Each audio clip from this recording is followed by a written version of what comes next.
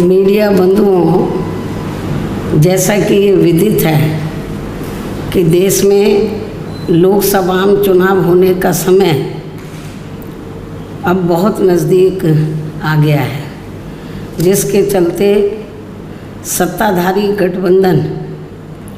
व विपक्षी गठबंधन की अर्थात एनडीए व परिवर्तित किए गए यूपीए की बैठकों का भी काफ़ी दौर चल रहा है। हालांकि इस मामले में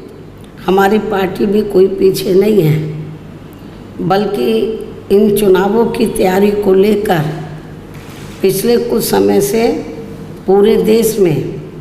पार्टी की छोटी छोटी बैठकें व बंद जगह पर कैडर कैंप आदि लेने का भी कार्य काफ़ी युद्ध स्तर पर चल रहा है। और इतना ही नहीं, बल्कि अब एक तरफ सत्ता पक्ष का एनडीए अपनी फिर से पूर्ण बहुमत की सरकार बनाने के लिए अपनी दलीलें दे रहा है, तो वहीं दूसरी तरफ विपक्षी गठबंधन यहाँ सत्ताधारी एनडीए गठबंधन को इस बार चुनाव में मात देने के लिए उनकी नीतियों व कार्यशैली आदि का काफ़ी विरोध कर रहा है, जिसमें बीएसपी भी कोई पीछे नहीं है। जबकि सत्ताधारी पार्टी व विपक्षी पार्टियों के बने गठबंधन के बारे में सच्चाई तो ये है कि यहाँ वर्तमान में विपक्षी गठबंधन के प्रमुख दल कांग्रेस पार्टी ने आज़ादी के बाद शुरू में केंद्र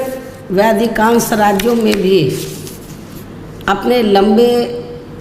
अरसे तक रहे शासनकाल के दौरान अपनी हीन व जातिवादी एवं पूंजीवादी मानसिकता को त्याग कर यदि देश व आम जनहित में तथा कमज़ोर वर्गों के हितों में भी पूरी ईमानदारी से कार्य किया होता और विशेषकर कमज़ोर वर्गों के हित व कल्याण के मामले में परम पूज्य बाबा साहब डॉक्टर भीमराव अंबेडकर की सलाह को भी मान लिया होता, तो फिर ना तो बाबा साहब को अपने कानूनी मंत्री पद से उस समय इस्तीफा देना पड़ता तथा ना ही आगे चलकर कांग्रेस पार्टी को केंद्र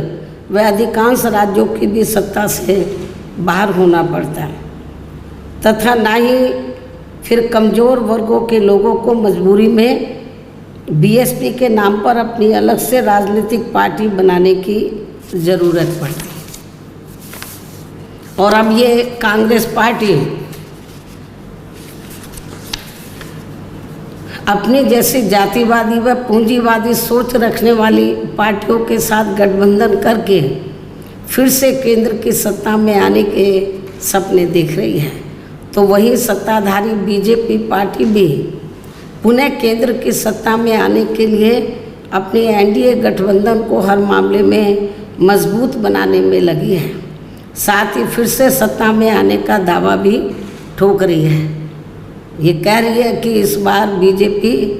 और उनका गठबंधन 300 से ज़्यादा सीटें लाएगा, इसका भी दावा ठोक रही है, जिनकी कथनी व करनी में कांग्रेस पार्टी की तरह ही कोई खास अंतर नज़र नहीं आता है। कहने का तात्पर्य ये है कि अब ये दोनों बने गठबंधन यानी कि एनडीए व परिवर्तित किए गए यूपीए केंद्र की सत्ता में आने के लिए अपने अपने दावे ठोक रहे हैं, जबकि जनता को किए गए इनके वायदे व आश्वासन आदि सत्ता में बने रहने के दौरान अधिकांश खोखले ही साबित हुए हैं। वैसे भी कांग्रेस व बीजेपी एंड कंपनी के बने गठबंधन की अब तक रही सरकार की कार्यशैली यही बताती है कि इनकी नीति, नियत व सोच सर्व समाज में से विशेषकर गरीबों, दलितों, आदिवासियों, पिछड़े वर्गों, मुस्लिम एवं अन्य धार्मिक अल्पसंख्यकों के प्रति लगभग एक जैसी ही रही है। क्योंकि इन्होंने सत्ता में रहकर शुरू से इन वर्गों के मामले में अधिकांश कागजी खाना पूर्ति ही की है तथा ज़मीनी हकीकत में इनके लिए कोई ठोस कार्य नहीं की हैं। लेकिन जब ये लोग सत्ता से बाहर हो जाते हैं तो तब फिर वे अपने वोट की खातिर इनके हितों में काफ़ी लंबी चौड़ी बातें करते हैं। जैसे कांग्रेस पार्टी का गरीबी हटाओ का व बीजेपी का हर गरीब के खाते में 20 लाख रुपए पहुंचाने को लेकर कही गई ये बातें सत्ता में आने के बाद केवल हवाई व खोखली ही साबित होकर रह गई हैं, जिसकी खास वजह से ही बीएसपी ने सत्ताधारी गठबंधन व विपक्षी गठबंधन से ज़्यादातर अपनी दूरी ही बना के रखी है। ऐसी स्थिति में अब इन वर्गों के लोगों को यानी कि कमज़ोर वर्गों के लोगों को आपसी भाईचारे के आधार पर वे अपना अकेले ही मजबूत गठबंधन बना के या हर मामले में अपनी एकमात्र हितैषी रही पार्टी बीएसपी को ही मजबूती देनी है तथा जिससे फिर यहाँ कोई भी गठबंधन केंद्र व राज्यों की भी सत्ता में पूरी मजबूती के साथ आसीन ना हो सके तथा इसके स्थान पर फिर इनकी मजबूत नहीं बल्कि मजबूर सरकार ही बनेगी। हमारी पार्टी का ये पूरा प्रयास होना चाहिए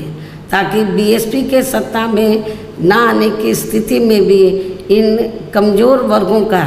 यानी कि दबे कुचले लोगों का ये लोग ज़्यादा शोषण ना कर सके।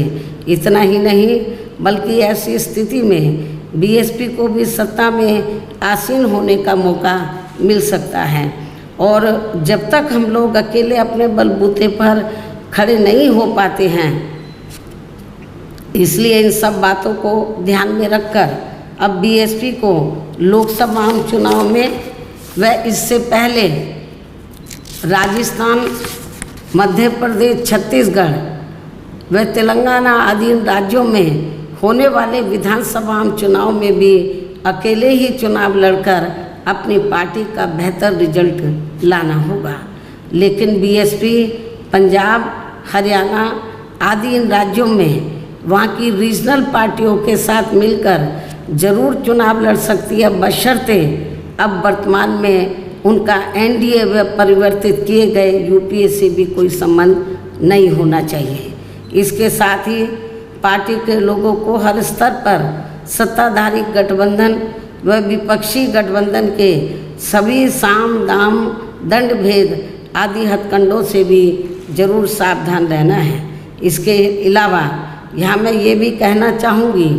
कि देश में लगातार बढ़ रही कमर तोड़ महंगाई, अति गरीबी व बेरोजगारी आदि की इन गंभीर समस्याओं के प्रति केंद्र के उत्तरदायित्व को लेकर कल से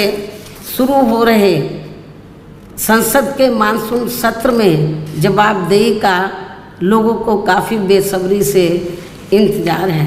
किंतु मणिपुर में जारी चिंतनीय हालात, हिंसा व सुरक्षा ही अब नया मुद्दा बन गया है। किंतु इन समस्याओं के प्रति भाजपा का रवैया अब तक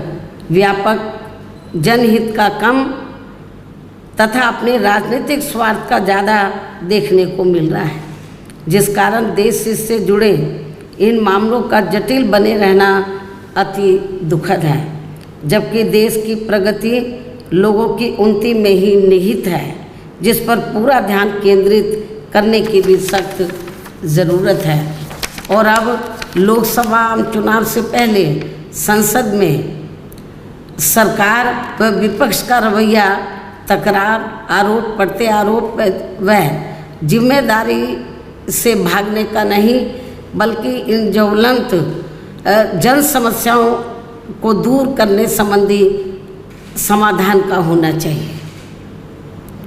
क्योंकि इस समय समस्त गरीब एवं मेहनतकश जनता का जीवन काफ़ी दुखी व त्रस्त है, जिनकी सही से चिंता करना सभी का दायित्व भी बनता है। अंत में अब मैं अपनी बात यहीं समाप्त करती हूँ। धन्यवाद। जय भीम व जय भारत।